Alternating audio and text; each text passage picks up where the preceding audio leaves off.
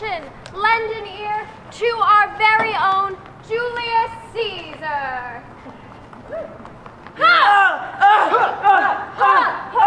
Et tu, Brute, then fall, Caesar! This is where we last left Rome. Our boy JC over here got super assassinated by the Senate. He's really dead. Basically, everyone was afraid that Caesar was getting too powerful. So Brutus, Cassius, and the rest killed him. Et tu, Brute, then fall, Caesar! Pretty crazy. And messed up. But they had no plan for what to do next. They just wanted him gone. And because they had no plan, They forgot about Marcus Antonius. Friends, Romans, countrymen, lend me your ears. I come to bury Caesar, not to praise him. The evil that men do lives after them. The good is often interred with their bones, so let it be with Caesar. The noble Brutus hath told you Caesar was ambitious.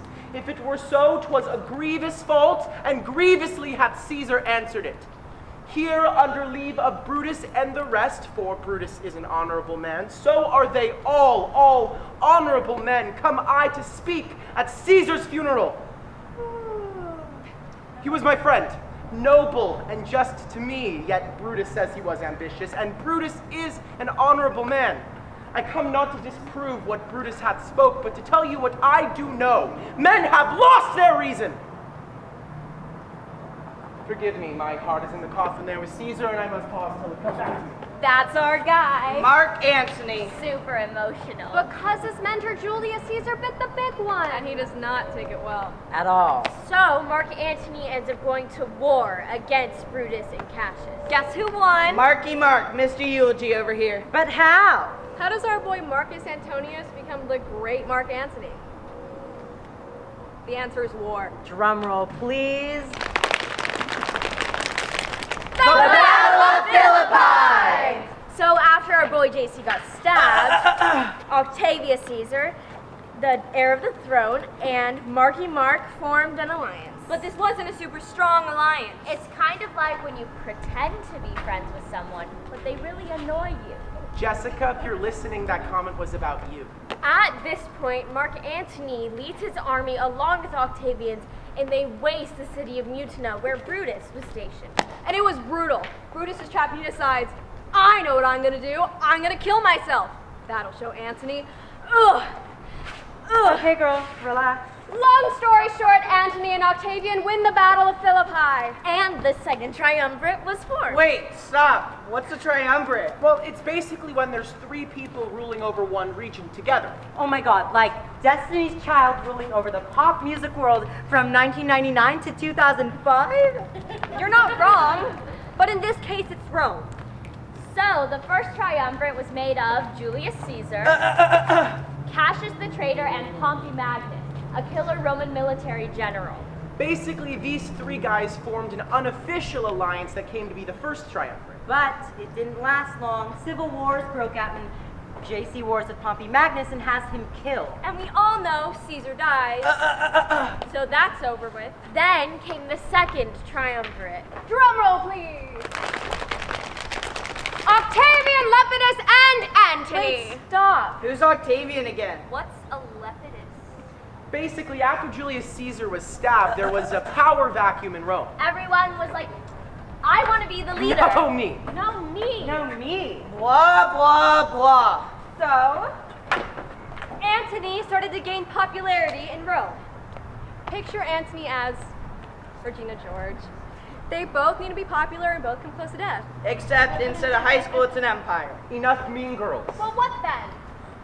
The Three Stooges? No. The Three Amigos? No.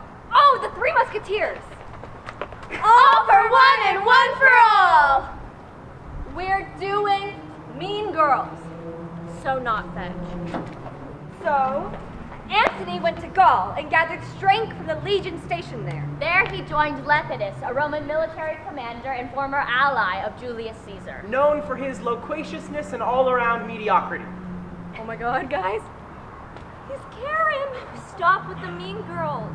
Now, around the same time, Octavian, the adopted heir of Julius Caesar, passed a law that said all the guys that killed Caesar were guilty of a capital crime. So, you can imagine he wasn't very popular with those guys. And that wasn't going to help him gain any political influence. So what did Octavian do? He joined up with Antony and Lepidus. Oh my god. And Caesar is Gretchen. Together they hunted down Brutus and Cassius in the Battle of Philippi, which we've already covered. And Octavian knew he needed Antony's reputation to remain in power, so... The second triumvirate was formed. They worked for several days to create a plan. Eventually, they made a law that legally assert themselves into power. So it wasn't private like the first. No, this was official. The real deal. They divided up the territory. Antony got Gaul, Lepidus Spain, and Narbonensis. And Octavian got Africa, Sardinia, and Sicily. A term limit of 5 years was set for the triumvirate. They served 2 terms, 10 years of warring and winning. And that's how the second triumvirate came to be. And Antony threw parties even cooler than Regina George ever could.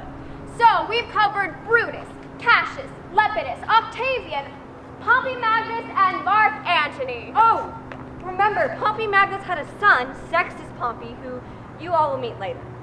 Well, I guess it's time then. It's time to tell you all about Cleopatra. So, Cleo's relationship with Rome goes way back. Remember Pompey Magnus? Well, he had a relationship with Cleo. Remember Julius Caesar? Julius had a relationship with Cleo too. Julius got tangled up with a woman who outshines the sun and had a kid. Caesarion. And Julius Caesar, being Mr. Kind and Gracious, protects Cleo and little Caesar in Rome. Where Antony served as the go-between Julius Caesar and Cleopatra. That is until... We know! With Caesar gone, Cleopatra returns in a fabulous ship to Egypt. The second triumvirate forms and reestablishes Roman dominance. They win all the wars.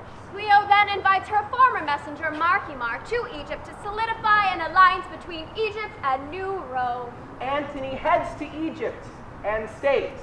For a while. Which is where our play begins. In Egypt, in the house of Cleopatra. Where life is good.